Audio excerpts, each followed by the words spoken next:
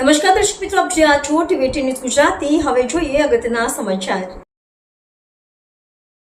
Police commissioner Shri Surat શહેર અનુપમસિંહ ગહેલોત સરનો અભિગમ અને ઝોન 7 સર શેફાલી બારવાલ સાહેબના માર્ગદર્શન હેઠળ પાલ પોલીસ સ્ટેશનની સી ટીમ દ્વારા અત્યારે મહિલાઓ કઈ રીતે જાગૃત થઈ શકે, જેમ કે આપણને ખ્યાલ છે અત્યારે મહિલાઓ મોલમાં શોપિંગ કરવા જતા હોય છે, હોટલમાં જતા હોય છે અને મોલમાં ચેન્જિંગ રૂમ હોય છે જ્યાં કને મિરર લગાવેલા હોય છે. તો મહિલાઓને આ બાબતે કઈ રીતે જાગૃત કરી શકાય એના માટે થઈને અહીં તમે જોઈ શકો છો, અહીંયા એક મિરર છે.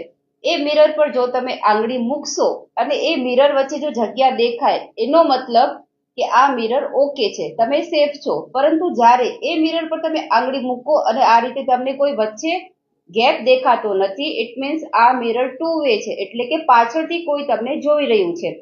આ વિશેની લોકોમાં જાગૃતતા આવે એટલા માટે થઈને અમે લોકો અભિયાન ચલાવી રહ્યા છીએ, જેથી હું મહિલાઓને કે કોઈ પણ ફેમિલી એમના મેમ્બર્સ એમને એક વિનંતી કરું છું, તમે જ્યારે પણ કોઈ મોલ કે પછી કોઈ હોટલમાં જાઓ તો ત્યાં રહેલા મિરરને એકવાર જરૂરથી ચેક કરજો. જો તમને એવું કંઈ પણ અજુગતું લાગે તો તમે નજીકના પોલીસ સ્ટેશનમાં જઈને ત્યાં કને જાણ કરી શકો છો.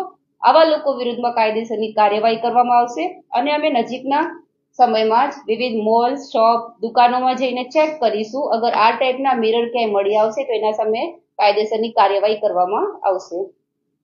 અને વિવિધ મોલ, હોટલમાં આવા પોસ્ટર આપવામાં આવશે, જેથી કરીને જે મહિલાઓ ત્યાં કને આવતા હોય એ લોકોમાં જાગૃતતા આવે.